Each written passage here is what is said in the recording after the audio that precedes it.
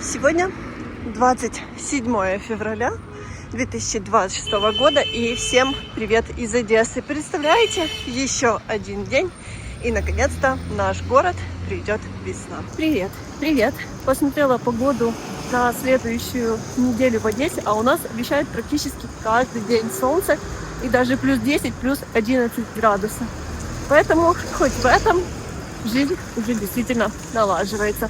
Прощай, одесская зимняя серость. За время своего существования у Одессы такая появилась разносторонняя репутация. С одной стороны, классный город, а с другой стороны, город, некоторые люди считают, что это город, в котором всех часто обманывают, часто разводят на деньги. Вы знаете, какая-то доля правды в этом есть. Но это на самом деле касается не только Одессы, это касается любой страны, любого города мира. Просто есть порядочные люди, а есть не очень. Я обычно редко делюсь такими историями, но сегодня очень захотелось, потому что сумма не маленькая. А сейчас каждому зарабатывать деньги во время войны действительно. Когда в Одессу пришли первые морозы, начал плохо заводиться автомобиль, и понятно стало, что проблема как раз с аккумулятором. Приняли мы решение отвезти его, просто зарядить. Выбрали хороший автосервис, именно всеукраинскую сеть автосервиса, достаточно популярную, и она имеет такое хорошее имя. Часто я когда-то туда обращалась. Значит, привезли мы машину, оставили аккумулятор, сказали, зарядка стоит 300 гривен, и вечером можно будет забрать. Раздался через пару часов звонок, и автосервис сказал, что аккумулятор является непригодным для использования, и нужно ставить новый за 6600 гривен. Конечно, мы согласились, потому что если аккумулятор уже плохой, зачем нам его оставлять, тем более, когда в Одессе обещали морозы до 12 градусов. Значит, заменили мы аккумулятор за 300 гривен, заплатили за зарядку аккумулятора, который сервис не зарядил. Они сказали, что старый аккумулятор можно выбросить. Знаете, существует такое мнение, что когда женщина приезжает на СТО, то, к сожалению, есть хорошие СТО, которые честно работают, а есть СТО, которые видят женщин и сразу стараются их, так мягко сказать, развести, пользуясь их положением в том, что они не разбираются в технике.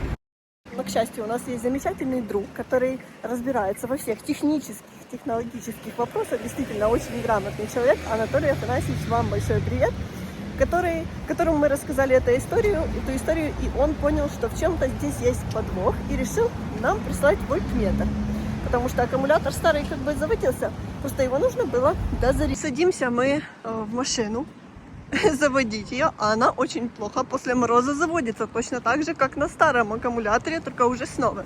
Меряем ее вольтметром, и оказывается, что аккумулятор нам поставили севший.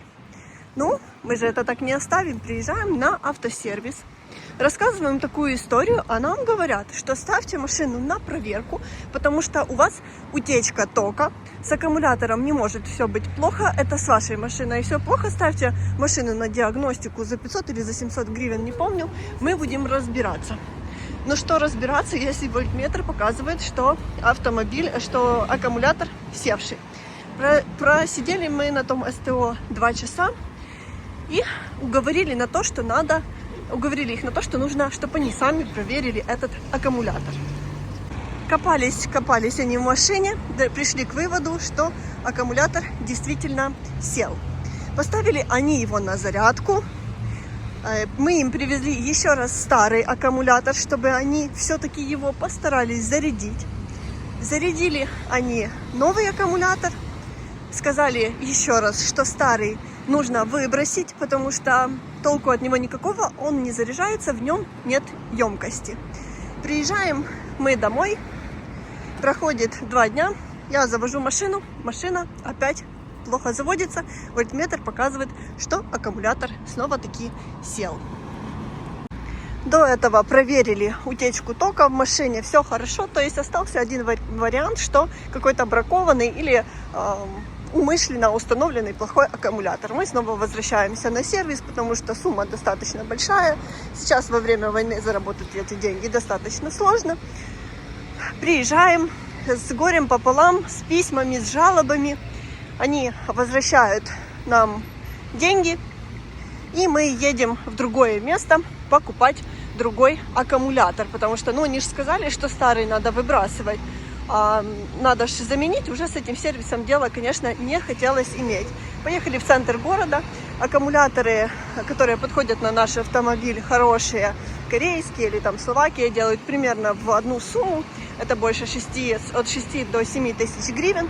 Мы тоже покупаем аккумулятор за 650, по-моему, он стоил. Ставим его, и, конечно, вольтметр уже показывает каждый день, несмотря на морозы минус 10, несмотря на то, что машина по несколько дней стояла на таком холоде, показывает хорошие показатели, аккумулятор не садился. То есть нам поставили бракованный. Старый аккумулятор остался в багажнике, потому что мама говорит, не надо его сдавать, не надо его сдавать. Анатолий Афанасьевич говорит, вот оставьте, я вам пришлю зарядку, я считаю, что он зарядится.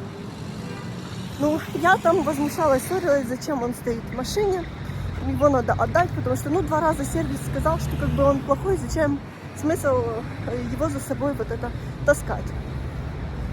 Мама говорит, нет, будем его заряжать. Он простоял на морозе, минус 10, минус 12 у нас было, практически неделю, и он был не заряжен до конца. Прислал нам Анатолий Афанасьевич зарядное устройство. К нам приехала посылочка с Запорожья от нашего друга, от высокопрофессиональной нашей технической поддержки. Анатолий Афанасьевич, огромное вам спасибо. Это все для того, чтобы поддерживать мобильность нашего канала. Всегда по любым техническим вопросам мы обращаемся к Анатолию Афанасьевичу, он знает все. Это вольтметр. У нас произошла проблема с аккумулятором в автомобиле, и Анатолий Афанасьевич решил нам помочь ее исправить. Так, я ее распечатала. И что же мы здесь видим? Так, сейчас распечатаю дальше, чтобы не занимать ваше время. И смотрите, какой серьезный аппарат мы получили. В этом разбираются, конечно же, больше мужчины, чем женщины, но это зарядка для аккумулятора. Я вижу, подходит не только для автомобилей, но и для мотоцикла, и здесь для прочего другого. Так, не могу же я вам не показать его внутри, сама еще не видела. Ага, вот так выглядит эта зарядка. Кстати, очень такая даже красивенькая. Спасибо вам большое, Анатолий Афанасьевич. Будем пользоваться, будем заряжать наш аккумулятор. Смотрите, какие крокодилы. Здесь все серьезно. Вот так потихоньку женщины начнут и разбираться в технике. А вот еще вольтметр вам не показала. Он вставляется в прикуриватель в автомобиль, показывает заряд вашего аккумулятора. И здесь еще, видите, USB-шку можно включать. Так что вот такие вот у нас серьезные подарки. Поставили мы его на зарядку. И чтобы вы понимали, за 2 часа аккумулятор зарядился. Получается, что нас обманули на сервисе на 7 тысяч гривен. Мы за них купили новый аккумулятор изначально у них же, потому что сказали нам, что наш аккумулятор вообще сразу надо выбрасывать, он плохой. А мы его зарядили просто за 2 часа. Вот так некрасиво поступили с женщинами на СТО. Я не буду называть, что это именно было за СТО, но да, сейчас всем тяжело живется, и каждый хочет немного заработать. Можно немножко так, прибавить себе на кофе, на что-то кофе, но на $200 практически, это много. И мы, конечно, расстроились, что у нас остался старый аккумулятор и новый аккумулятор. Можно было новый не покупать. И знаете, мне очень хочется сказать каждому, что сейчас настолько сложное время, настолько все дорого, настолько тяжело сейчас каждому зарабатывать деньги. Да, для кого-то 7 тысяч гривен, возможно, это копейки. Но для меня это большая сумма. И люди вот так на пустом месте во время войны женщин просто обманули. Это честно, у людей ни стыда, ни совести, я считаю, потому что так делать нельзя. Представьте, что так поступили бы с дочерью этого человека, этих людей, там, с женой, с сестрой. Понятно, что каждому было бы очень обидно и неприятно. Говорят, относись к людям так, как хочешь, чтобы относились к тебе. Вот в этом есть доля правды.